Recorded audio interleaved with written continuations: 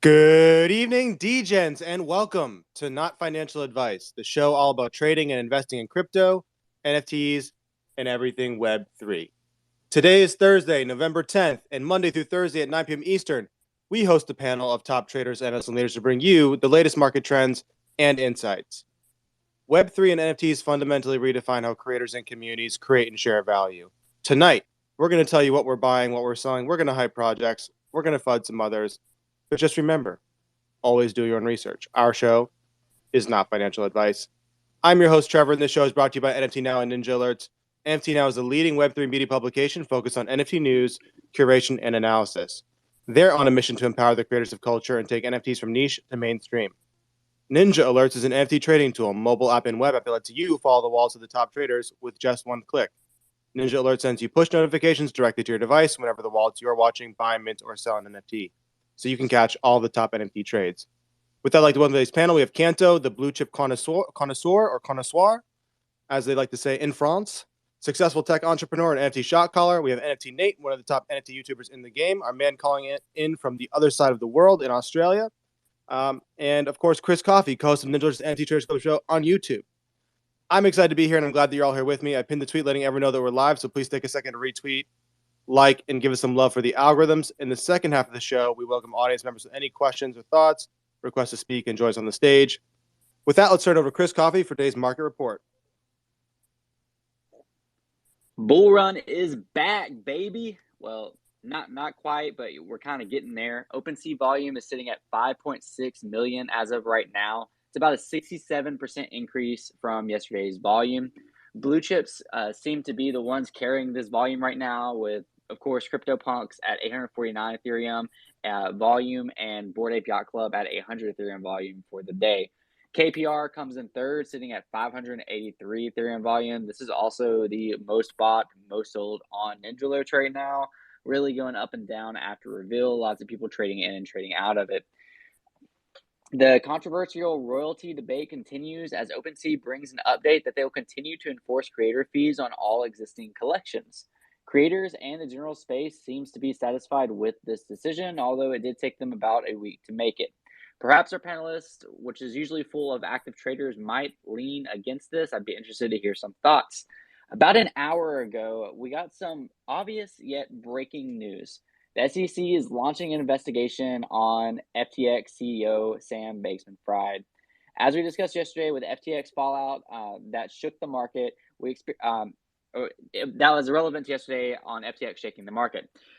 We have experienced a bounce since then across the board, and tokens like Solana being up 29% in the last 24 hours. Whether this is sustainable or not is worth talking about. After BlockFi claimed to earlier this morning that they hold risk capital reserves to help protect against loan defaults, they just released an hour ago that they will be pausing client withdrawals. A lot of us expected it, but nobody wanted it. Yet another one just devastating everyone. What platform is next? I'm not sure. I'd be interested to hear the panel's opinion on this. Back to you, Trevor. Thanks so much, Chris, for the market report. I want to start off with NFT Nate. Nate, what's going on, man? How you doing this week, buddy? Sorry there, I thought I had unmuted. I'm good. It's a little bit chaotic out there, and first off, I just want to make sure that all my homies, all my friends are doing all right. No one's caught up too bad, and their bags are tied up, because I care about everyone in the space. So yeah, like DMs are always open if anyone's going through some tough stuff, because it's hard, especially when you're in an echo chamber like crypto, and most people don't really understand it. They don't really kind of get it. So yeah, I just hope that everyone's all good. But in terms of the NFT space and what's going trading, buying, selling, you can kind of notice that some projects are starting to push some launches back and their drops back, which is like fine, understandable, and it just gives you a little bit more time to do some research. But any projects that are kind of dropping, unless they're crazily hyped and going to be the top ones, they're just not doing too well. So it's one of those things where you just got to like play the game and kind of just be cautious, not get itchy, because I know what happens with me. If I don't mint something or buy something or trade something, in a couple of days I start getting a little bit chaotic. It's like I need to be at that roulette table. Got to have that spin, put those chips down. Yeah, absolutely, man. So, like, generally, what do you make of this week? You know, do you think that there's sort of more to come? Like, are you prepare? Are you in the apocalypse bunker there? Flying over to New Zealand from Australia and preparing for end of times, or what's going on? Well, to give you an idea, it's like I've actually been I've been taking some WETH offers, so wrapped ETH offers on projects and things just to kind of get some ETH stacked up here and there. So I've been doing that, and these are like it's not that I didn't have conviction in some of these projects, but you kind of know that there's a bit of pain, and if you've got an offer that you feel like may be a good spot, then you can kind of roll it down. And it's like it's not a big one, but I took an offer on Midnight Breeze, and I was like, okay, cool. Like I've been holding that for a while. I love Midnight Breeze as a project, and then all of a sudden I start seeing Pranksy starting to sell some of his via Ninja Alert. Big subtle plug there. But the idea is like there are some projects and things that I'm taking some wrapped ETH offers on just to kind of preempt a little bit of a pullback when it comes to some of these projects, and I'm starting to get a little bit of confirmation here and there. And I don't know where I got the stat from. I heard it somewhere, but in terms of like wrapped ETH offers, they're up a whole bunch from what it would be. So people are taking it, which on the flip side, it also means if you want to get into something, throw in some offers on some of these projects that you want, lowball it, and you might just actually get into something, because I would take less of a sort of upside on something just to kind of exit a project. So it's the flip side. Maybe you're not going to get the liquidity on the project that you want to exit, but you may have a good entry point on something that you've been eyeing off. And when it comes down to what I've been eyeing off, nothing at the moment. I just want to see what's kind of happening, because what happens is we'll give it another week or so. People will start getting a little bit confident. There'll be one project that kind of bucks the trend. People get a little bit excited, and then we're good. We look back a couple of weeks ago when I was Art Gobblers, everyone's like, oh, cool, this is crazy, this is great. Everyone was pumped and excited. What's going to happen is there's going to be something that happens soon, and everyone will soon forget about what has happened, because the crypto space and the NFT space moves so damn fast. Everyone's got a memory like a goldfish. Absolutely. It's incredible how fickle the market is. I mean, yesterday, or I guess it was this morning, US time, when everything just ripped back up based on some only mildly positive CPI news, but unclear if it was CPI news or maybe some insider news about FTX. Kanto, want to go to you, man. How's it going? How are you doing this week? What's going on? Yeah. Been a rough week for everyone. I personally didn't have anything with FTX, so I'm not too mad. And most of my crypto is liquidated anyway, so I'm not too sad. But I feel for all the people at FTX and who had anything over there. I mean, yeah, that whole situation has just been wild to follow, and I think it all trickled down with CZ kind of liquidating. I think it was like what $530 million or something worth, and then they got into the liquidity crunch, and um, yeah, I think we're getting to some good buying opportunities. Is kind of how I felt. I got a bit of Solana yesterday on the tank, so that 29% that we're up today is pretty awesome, and I think we'll see it go a little bit further, and then people will be like, okay, now it's time to like dump a bit. So we're getting really close to that. So just be cautious if you are buying some Solana. Um, I mean, I love Solana, but I'm still just Ethereum's number one for me right now. Just there's no issues. Like we've seen Solana network go down, and I don't know where we're at with it in the future. Um, as far as projects, I'm like literally just staring at OpenSea and I'm like, oh my god, there's so many blue chips that I can enter into, and like everything feels like we're getting close to Black Friday right now, right? Like we got Moonbirds at 7.5 ETH, like other deeds are 1 ETH, Mutant Ape, 10 ETH, Bored Apes, if you can afford one of those, it's 61 ETH.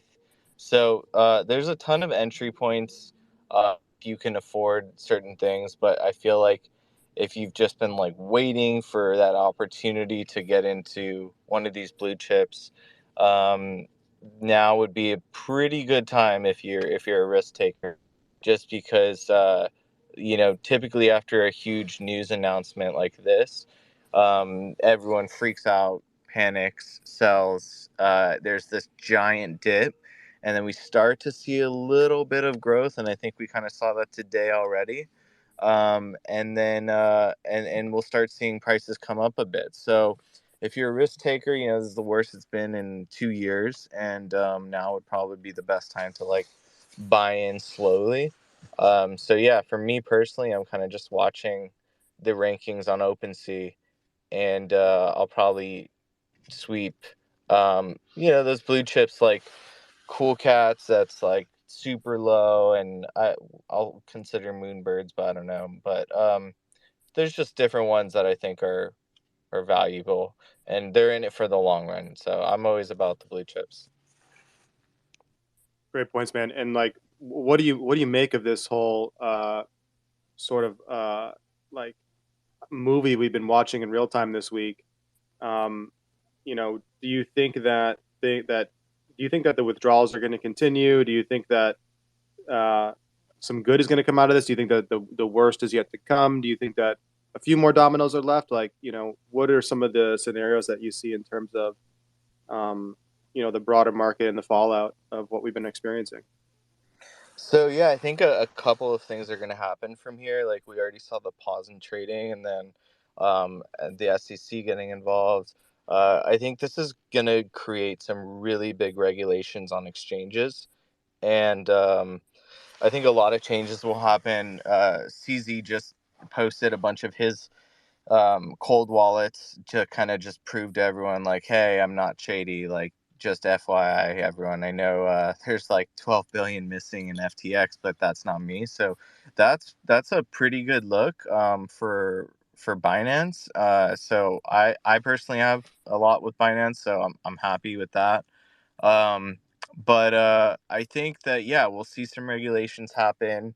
Bad news can sometimes be like good news in a sense, because it's more publicity on the crypto market. And I mean, stocks aren't necessarily doing as good as they could be either. So, yeah, I see, Chris, you got your hand up. What's going on?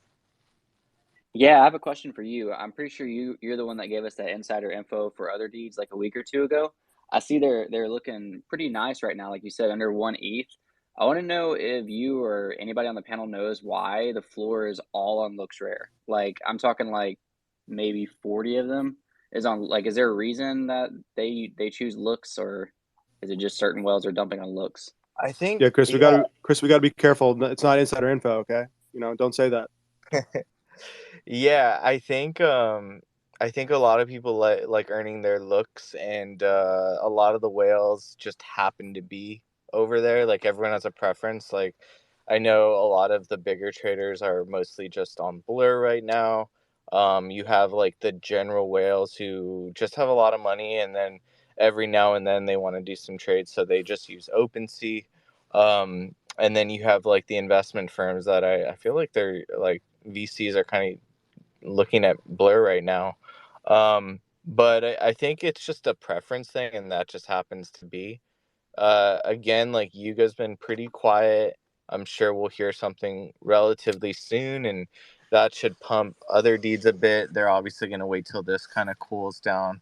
I mean, in the long run, I'm still pretty bullish on Web3 in general, and I think that Yuga's launch of the other side is going to be really big for us, and it will create additional uh, a user acquisition, and that will drive more and more people into Web3 in general. And so owning one of those original land deeds, I think, is awesome. I mean, like I said, I personally have a couple left myself, and like I'm at a loss at this point. Initially, like I made a ton. I bought and sold the same day like 7 times. That they just kept fluctuating like crazy. And at this point, like these little minuses that are happening, I've just kept mine, and I just don't care. Um, but yeah, I'd say that's if you're, like I said, if you're looking to buy, we're getting very close, but this next week is very risky. If you want to wait till a little bit more of an uptrend that we'll see in like maybe 4 or 5 days from now, like maybe next Monday, and see where we're at, and if we see some greens, then I'd say that's a good buying opportunity because it'll only go up a little bit more from there. Awesome perspective, Kanto. I want to turn over to Eli Herf. Brett, what's going on, man? How you doing this week? Yeah, what's up, man? It's nice to hear NFT Nate. I didn't realize he was an Aussie. It's always good to hear another Aussie accent in here. There you go. Some new friends just made live on the stage. I know some Aussie love. Yeah. What's news, Trevor? I always love to jump in. I guess, I like for everyone's introduction, I'm head of growth at Gamma, which is the leading NFT marketplace in the Stacks ecosystem. So it's always good to hear what's going on and what people are thinking about in the ETH ecosystem and learning from the other marketplaces, because obviously at the moment they've got, much bigger network effect and share than us. But our week's been pretty interesting with a few free mints, which have already popped up to pretty decent floors, and good to see CrashPunks is really maintaining a nice steady 200 stacks floor. Anything that gets listed under there is getting snapped up straight away. So some nice trading volume for the CrashPunks in the last day, which has been great to see. And what do you make of some of the events this week? What has it been like for you? Are you good? Did you have any overlap with FTX or? No, I wasn't exposed. It's been a really interesting discussion. I don't know if this is where the discussion needs to head or not. About I've been seeing a lot of people posting about how this is really teaching people to get their coins off exchanges, but I'm not fully sold on that. I don't think, of course, I keep all my coins off an exchange, so I'm not sort of preaching to what I do, but I don't think the majority of people are necessarily comfortable to do that. So what I again, not making light of anything that's happened, I think it's been an absolute bloodbath and a real kind of disgrace, real criminal act. It was really interesting to hear Shente Su, who's CEO of Alex Go on Stacks yesterday, talk about it on the space with Manib, about how he should never have been touching customers' funds like that.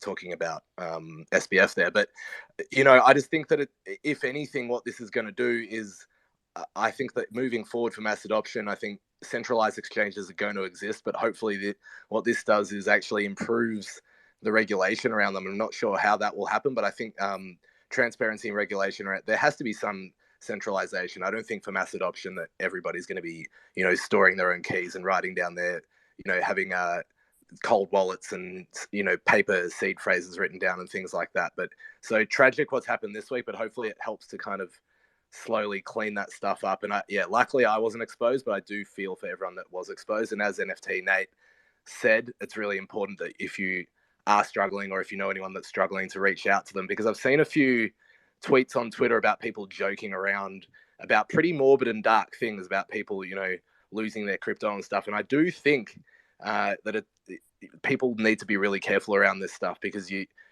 do hear about some very sad stories, particularly after the Celsius collapse and now this. So anyway, I think that hopefully only good can come from it, but in the short term, in terms of the actual market, I think the bounce yesterday might be a dead cat bounce. I wouldn't be expecting it to keep going up. I think sometimes when it drops dramatically, there's a little bounce, but I'd be thinking the same as Kanto. I'd be watching it for at least a week, and a week's a long time in crypto, but I'm expecting sort of further down trends, but certainly sort of keep an eye on it. And if you don't understand it, find people like Checkmate and other people on Twitter who do post interesting graphs and interesting information. Yeah, absolutely. Those are all great points. I've had a roller coaster of emotions this week myself, just watching this. I think a lot of people have felt betrayed, and it's been quite disorienting to know what the truth is and what's going to happen next. But I think there were some serious red flags along the way to kind of look back on and pay attention to, in terms of how so many of us kind of gave, Alameda and FTX sort of a pass on things. There was a kind of, I guess, tongue-in-cheek post from DC Investor I pinned to the top. I'll just read it real quickly. He said, "He needs to reflect on this further, but perhaps we shouldn't have trusted 10 kids in their 20s all effing each other in a 200 million orgy house in the Bahamas with our money on an unregulated exchange." So I think that's kind of like the goated tweet of the week, in terms of like the red flags that we kind of ignored, there were so many sketchy things that Alameda was doing, but kind of just like the cognitive dissonance of like, oh, these are like some MIT kids who, they arbitraged the kimchi premium, like, and made $1 billion. It's one thing to pull off like a very clever singular trade that is like putting together a ragtag group of people. There's another thing to running a multi-billion-dollar exchange with people's these funds. It tends to be, I'm all for supporting younger people, but I think for some business types that require a bit more of a steady hand to run. So, I'm also hoping that things get better for people. I do think that FTX has some really innovative technology. I mean, the company was valued at $32 billion in terms of just the tech that they built, the brand that they've built. Of course, the brand is going to be tarnished, but I think there's something valuable that potentially an acquirer could swoop in. But it really depends on how big this hole is. And I'm seeing there are a lot of other exchanges who are worried about the contagion and worried about the broader market impact are trying to assist. Hilarious that one of the first people jumping in to help is Justin Sun from Tron. I mean, you thought the sort of carnival sideshow couldn't get any worse with like the pissing contest between CZ and SBF. But yeah, I'm definitely hoping for the best for everybody, and good to see a little bit of a relief thanks to either the CPI news or some other insider information. But I was on a space for quite a few hours yesterday, and one of the next dominoes people are thinking of, or one of the few people who is like highly levered, that people have some concern about is Michael Saylor. So, as you know, Saylor has like recorded like a $1 billion loss from his Bitcoin investment, and seems to have like no intellectual humility about uh, some of his claims.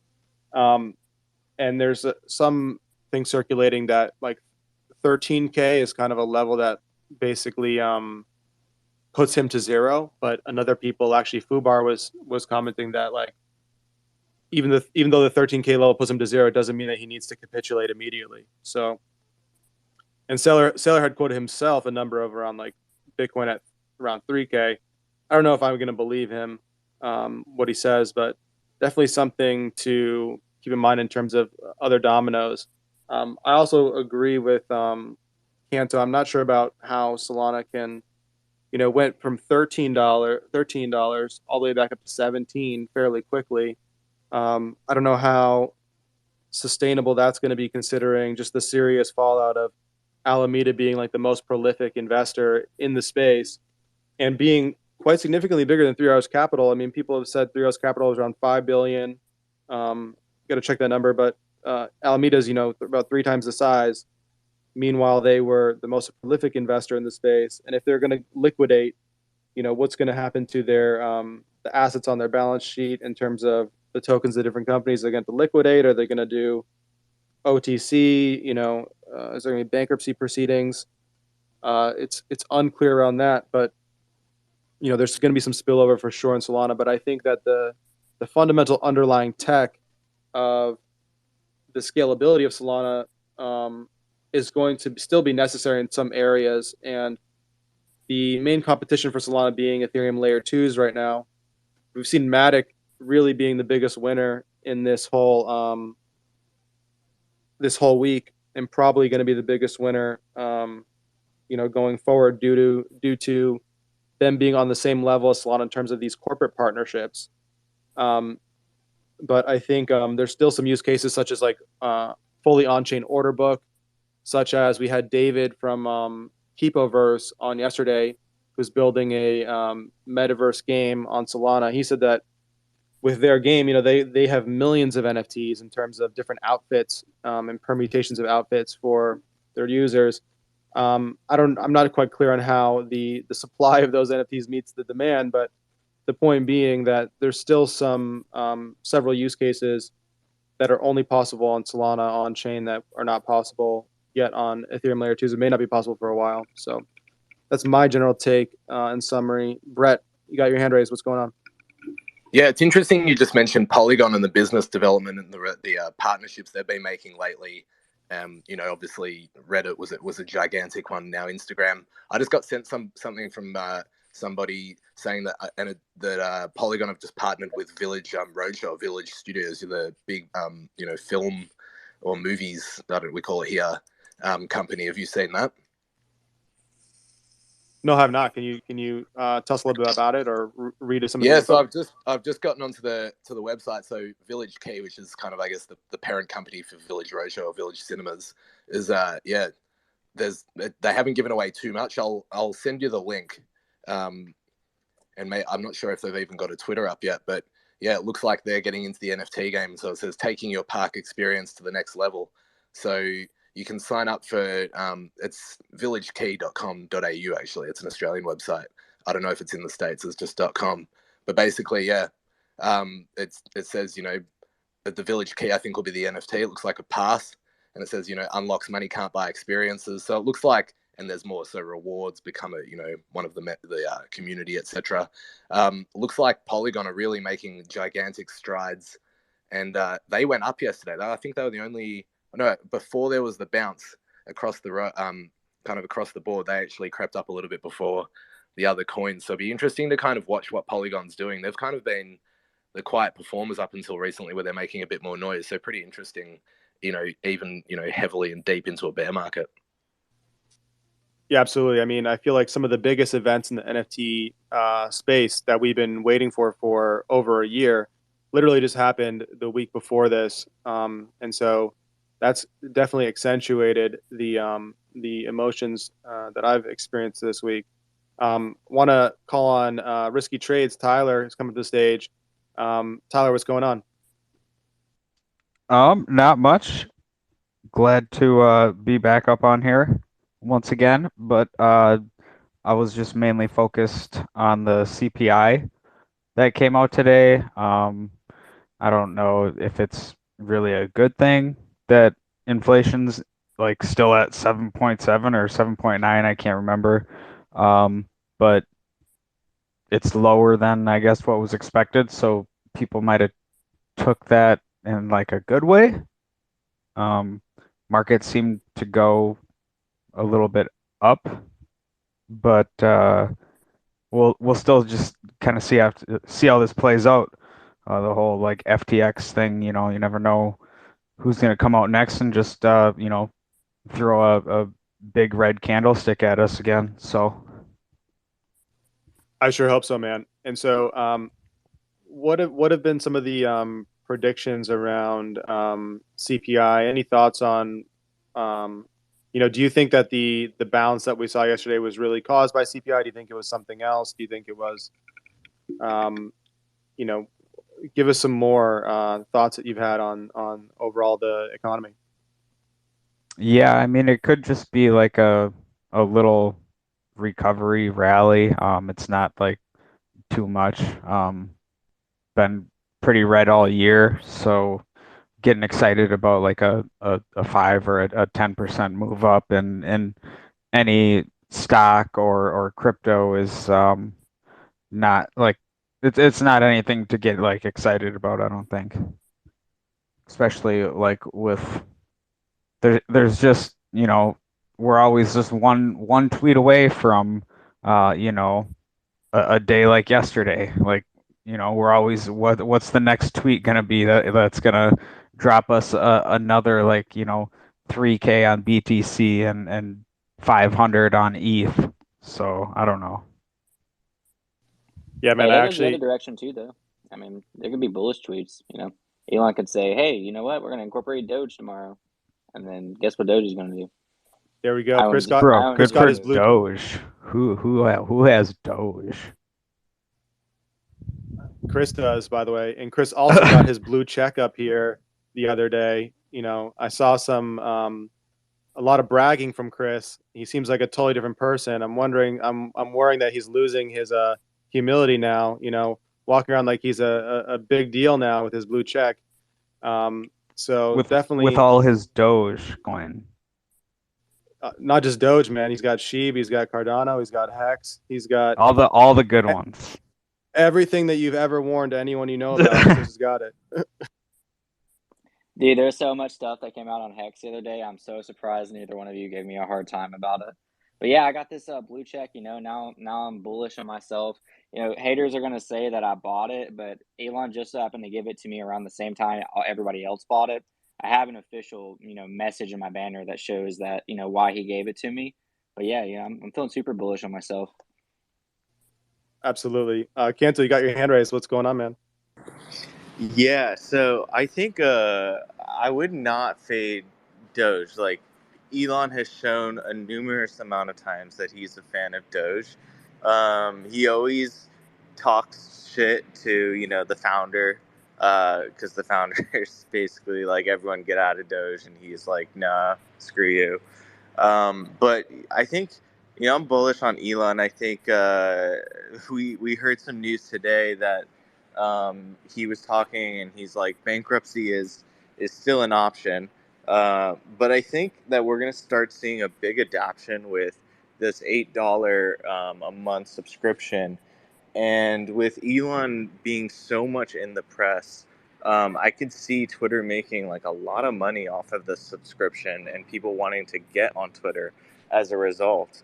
And I do think, him now in control, he's definitely going to add Doge, whether it's to pay for your subscription for every month, or if it's to invest somehow, or maybe he does what Instagram's doing, where you can buy NFTs directly through Twitter.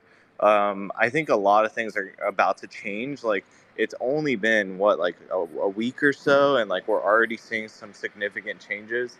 So I'm pretty bullish on anything that he does, and anything on Twitter as well. But just going back to before, what you were talking about, I think, Chris, Polygon, or Trevor, Polygon, I'm super bullish on as well. I met some of the team when I was out in Singapore, and they're an awesome team. And all these new partnerships that they're doing with Meta and Instagram, I think we're going to see success on that. We recently just saw some success with, Drift doing his crazy New York Instagram shot. I don't know if you guys saw that, but like, if you got that on Instagram, you would be up like $2,000 today. So that was a pretty cool move. And I How do you, think sorry, real quick, how do you find that? Like, I actually looked to go find it on a secondary, and where is the secondary? it's on OpenSea. You can literally just type in. Let me see what his thing is. It's Drift. It's called learning to handle change. So if you just type that on OpenSea, I'm mobile right now, so I would paste it. Um, but yeah, it's 2.3 ETH right now. And so with Instagram being a picture-based platform, I know there's Reels now and everything, and maybe we start seeing NFTs as Reels or videos soon. I really think that this is going to expand to the market, and Meta's going to force it on people. So I'm really bullish on these drops, like the next couple of drops. If you're looking to try to come up a little bit, um, the amount of users on Instagram is just insane. I've also heard rumors of TikTok getting into this as well. So I think we should see TikTok having NFTs relatively soon, maybe in Q1. Awesome stuff. Brett, over to you. Yeah, I guess I'd like to echo that. He Kanto ended up sort of picking up on it. But even yesterday, Reddit did another drop kind of out of nowhere. Obviously, it was like a gigantic supply. So they're, the floor is really low on those World Cup Reddit avatars that they dropped yesterday. But people who got in early, like if you got Argentina number 10, which is obviously, a very famous number, and then ID number 10 sold for 2 ETH like straight away. So you really having to keep your eye on the ball now. It's not really all on Twitter. You got to keep your eye on Insta. As Kanto said, TikTok makes me feel old because I've never used TikTok. did I say Instagram? Yeah, sorry, Reddit. It's happening all over the place. So yeah, it's kind of interesting to see where NFTs are heading, and it looks like, as you said, Polygon's doing a massive job getting itself out there. But it's really interesting, and I did want to just throw it back. It was kind of a laugh before, but how are you feeling now, Trevor? You used to be the only one with a blue check mark in here, and now everyone's got a blue check and stealing your thunder. I'm cool with it. Like I love seeing other people be successful, and I love good things happening to people, even if it's Chris. And so, I'm glad seeing Chris be successful too. Chris, welcome to the club. But for me, it's like there's still there's still a nightclub within the nightclub. I'm in the 2-letter club, so Chris can join the nightclub here, but there's another level that I think we'll see if Chris can make it or not. I'm optimistic. I want to see good things happen to good people, but all you guys with the blue check, congrats, but you're not in the 2-letter club yet. So I did make it. Did you see my tweet today to you? yeah, I saw you like Photoshop your Photoshop. No, Elon gave that to me.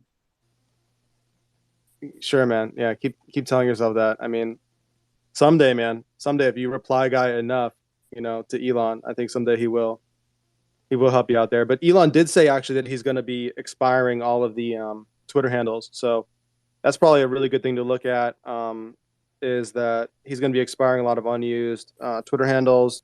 There are some tools out there that you can get that will keep track of and check a list to see which ones are registered, suspended, when they've been expired or not. Similar to the domain industry, like .com, there is like an internal process for how these things get expired. And there are tools that you can get that will sort of email you or alert you on specific days when you might be able to claim. And so I'd be ready for that. I think the right move is probably to create an existing Twitter account and sort of like get some activity on that, and then change your username when the time is right over to one of these that may expire. I'm not sure, actually my original Twitter handle, I'll give you guys a little story.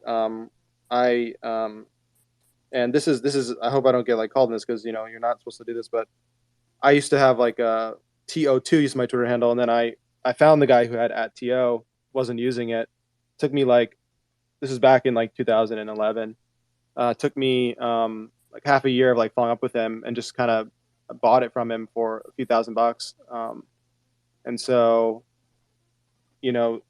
at that time, I think we actually used, like we were on a phone call, like, and then he changed his username in his back end and in his account settings, and I immediately changed mine over to the TO one. And so, actually, no, I think I just bought it from him first, and then I think we were on a call, yeah, because he wanted to keep his own account. But yeah, I would worry now. There's some bots and APIs and stuff like that might make it harder to like get those expired names. So definitely some more research need to be done. Yeah, Kanto, what's up? Yeah, so just on that, do we think that Elon is going to introduce some additional verification system for maybe like celebrities or people that impersonate celebrities? Because all he really did right now is just say, if you can pay this subscription every month and you have an Apple ID, you get a check mark. So I'm curious to see how he handles like officials and celebrities and how he makes them stand out. Like, is there going to be another kind of check mark, or like what are we going to see? I think there will be something though, because right now everyone being the same, like just for paying a subscription, I don't think that's going to fly. I also think, I don't know if this has been touched on before, but he will start introducing monetization for creators, similar to how we see on YouTube and Instagram and TikTok primarily. So creators will be able to get royalties off of things, and we'll see music royalties as well. And all of this will introduce additional monetization to pay for Twitter. So I've heard that he's going to start doing this. There was actually a talk that he did, I think, yesterday on advertising. I don't know if you can find it, Trevor, but there was a Twitter Spaces he did, and I was listening, and he kind of gave some alpha on what's to come. So that was pretty interesting. Yeah, I was in that Twitter Spaces. That was like the biggest Twitter Spaces I've ever seen. I think there was like over 100,000 people No, in the Twitter it was space. 1.5 million or something. It was. No way. You go look at it. It says. I mean, I don't know if that's I think that might be listens. That might be listens afterwards. Okay. Yeah. Yeah, because when I jumped, it was like 105K. I was like, just scrolling through, look at what the spaces are, and I'm like, 105K. Like, I didn't even know Twitter could scale to that level for their voice. So that was pretty impressive. I mean, I agree with you. I think he's going to keep moving the goalpost with the blue checks. So Chris, enjoy your time in the sunlight while you can. I think right now, like if you go to any NFT Twitter space and you just scroll through, like everybody has a blue check, like everybody, and so it's a brilliant move, man. I mean, he might have like literally made like doubled his money with that one move. Like come in, buy for 45 billion, double the revenue, and make it SaaS and consistent, and just like exit for a cool profit of 50 billion at this point. I mean, I don't know how many people have adopted the blue check, but especially in NFT Twitter, I mean, everybody's trying to flex on NFT Twitter. Um, Everybody's got it now. And the thing is to also keep in mind is that it's only available in Australia, Canada, New Zealand, and the US and UK. So, Brett, you're sleeping right now, man. You got to get your blue check there in Australia.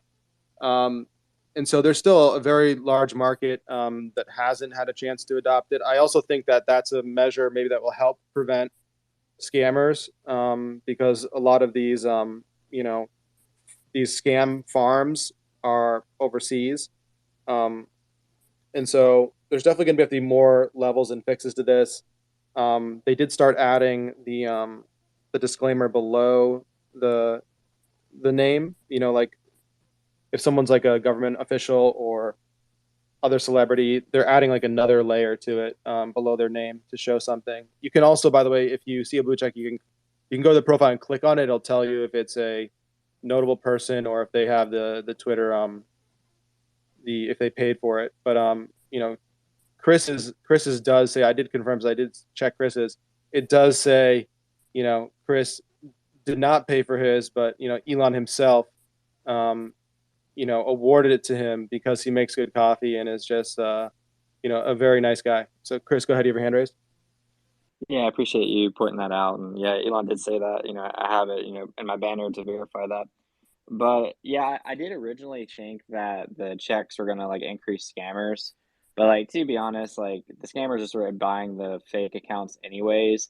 And in this space, I mean, everybody here should know this by now, but like typically if the account is verified and they claim to be in the NFT space and they're not following anybody you're following, or like nobody you're following is following them, whichever way around that goes, they're probably trying to scam you, and like that's the easiest way for me to tell. Like I got tagged in another one of those. Oh hey, free stealth drop or whatever the other day, and the guy's verified, but like I didn't even like blink. Like I just kept scrolling because like I just immediately saw that it was I wasn't following anybody, so it's fake. I mean, they all look fake too, but I really don't think it's going to increase the level of scams because whoever's going to fall for that, not in a rude way, but they don't really security check enough anyways. But like, I don't know. It's just, I don't really think it's going to increase the level of scammers. And then Elon he is being strict about impersonators. So like, you can't just like impersonate somebody, try to be verified and then like act like them.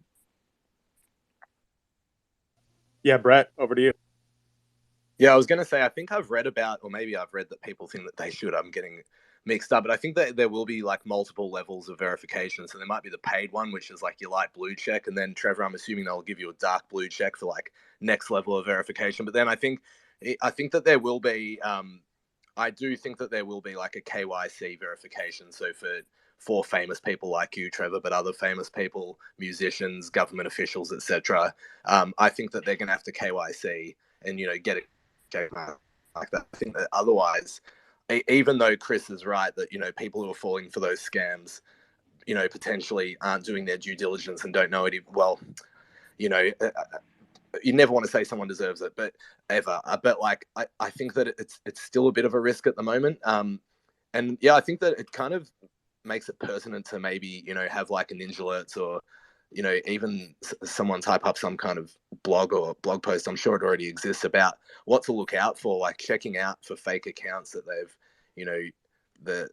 I guess the @ so checking that it's the correct @ you can see how many tweets they've made. You can always see if someone's impersonating someone who's a lot bigger in terms of the engagement that their tweets and stuff get. But people's eyes light up in this space, so I do think the security aspect is really important. I do think that this paying for your verification, paying for the blue check mark at the moment does unfortunately put some vulnerable people at risk. So it definitely needs to be reworked. But as you said, he's a smart businessman, so I'm sure that it's in the roadmap. He's done very well so far. Yeah, and I think the interesting thing is like what Elon has done is because of his cult of personality. Like I think if anyone else tried to do this, like if the Twitter CEO like announced that they were going to do this $8 thing, I don't think it would have worked. Like because he was able to come in and create this narrative that he's going to shake things up and do, some wild things, and just the fact that he's Elon and has been able to like literally turn a bad idea into a good idea that everyone's like accepting and wanting to jump on. And I just really can't wait to see like how much revenue that they've raked into from this, because it's going to be, it has to be crazy. I mean, even if they're losing all these advertisers, having consistent revenue from maybe like millions of users, it'll be interesting to see. All right, guys. Well, we are near the end of the show, so I want to wrap up with a lightning round. We'll go to each of the panelists, give your top trade, top pick, top alpha, or even life advice for the week. We'll start with NFT Nate. We'll go to Tyler, Brett, Chris, and then we'll wrap up with Kanto. So Nate, NFT Nate, what are you looking at this week, man? What's your top pick for the week? So there is a project, I spoke to the founder. It's called Murderers, but with like no vowels. Essentially, they're going to be minting out 6,666 at like a 0.02, 0.03, something like that. And the idea is everyone gets these things that's like medieval themed. Then on Twitter, over a month, they're going to put out riddles and clues and stuff. And then what you do to win the prize, you got to burn your NFT and guess who the murderer is. So I think that'll be fun because you can mint something for kind of cheap, follow along with it, and then it becomes deflationary. So it's got multiple aspects. You can either kind of burn your thing to win the prize, or you could kind of hold on to it knowing that you're deflationary in that sense, and someone may actually buy your NFT to actually make the guess. And because it's all done on Twitter, like it plays in that storytelling thing, I think that's an interesting concept, low barrier to entry, and a little bit of fun because it's going to be running over about a month. Dude, I love that idea. I've been looking for something like that to happen in the NFT space. Could you pin any info about that at the top so we can check it out? I'm actually in the car driving right now, so I can't. Come on, Nate. There's not a big risk here. Just take your eyes and hands off the wheel for a second here. Help us all out. How do you spell it? You said murderers without any vowels. So MRDRVS, like murderers. Yeah, it's it's a hard one. Yeah, so it's murderers, but with no vowels, and then the U is a V. So typical NFT type thing where they really want to mix it up and make it edgy. Okay, cool. All right, Tyler, over to you. What's your pick or trade or advice for the week? Yeah, sometimes the hardest trade is to make no trade at all.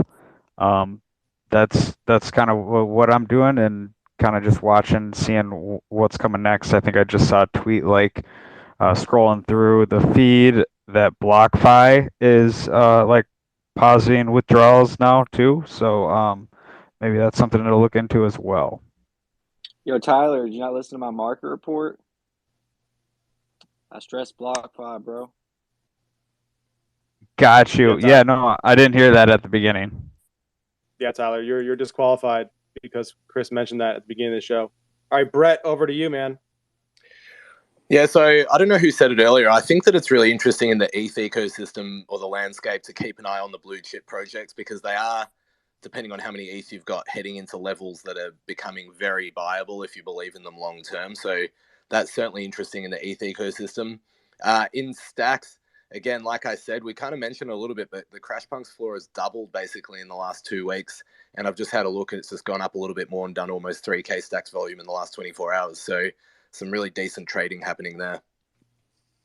Awesome. If you guys are not on Gamma and you don't have any Bitcoin NFTs, come on, you got to be looking for the next blue ocean. Chris, over to you. Yo, Trevor, you'd be happy. I bought some Bitcoin last night during the dip. I feel pretty good about it. That's not my advice though. My not financial advice. My not financial advice is basically piggybacking off what Kanto said, because that's kind of what I'm trying to do. Like, find that like blue chip project that you've been wanting at for a while. Like it looks super tasty at like a 2x from here, but you kind of waited, but now it doesn't look tasty anymore because the entire market's bearish. It's kind of funny how human psychology works. Like, of course, things could definitely get a lot worse and go a lot lower, but if you've been looking at something for a while and you're long on it, especially, I think it could be a buying opportunity. Like, of course, like, you could probably always get something for cheaper, but timing the absolute bottom is so difficult. And if it's something that you really want, it might not just be like the financial value, but it might be like the ecosystem that you're buying into. Like, does it yield you that value that you're paying for? So that's kind of what I'm looking at right now. I'm just trying to decide which one for me. I'm not huge on other deeds, but under 1 ETH is just like so tempting for those for that land. I got my eyes on a couple though. I'm just not sure on what I'm going to bite on yet. Awesome tips. Before we go to Kanto to wrap up, I do want to plug Pirate Nation. They are doing their reveal this weekend, and the game should be launching right away, they said, on Polygon. It's an amazing team. The founder is the creator of Zynga. He got a shout out from a lot of game industry vets like Gabriel Layden in the Web3 space, and also Justin Walden. So that's a game to check out. I'm looking forward to playing it and seeing. I think it's going to be kind of on the leading edge here. All right, Kanto, wrap us up with your final pick trade for the week. Yeah, you stole my sneaky one about Pirate Nation. I was going to mention that, but I'm probably going to stick with just blue chips in general. Like I said, if you've been eyeing like a doodle for a while, around 6 ETH is like insane for a doodle. Other deeds is like such a stable type of NFT. It always fluctuates like from 1 to 1.2. 1.6, almost 2 in like the bull. So if you're like kind of scared about buying one of these blue chips, other deeds are pretty solid. I don't really see them dipping below like 1 ETH. And when we do see some sort of announcement from Yuga, we'll see a bit of an influx. And if you're scared, you can sell then.